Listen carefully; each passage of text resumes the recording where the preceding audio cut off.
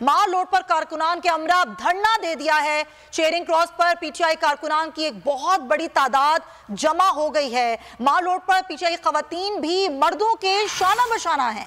खवातीन ने इमरान खान के हक में नारेबाजी की है। एजाज चौधरी जिन्होंने माल रोड पर कारकुनान के हमरा धरना दे दिया है। आप देख सकते हैं सूरत हाल, ये माल रोड की सूरत हाल है।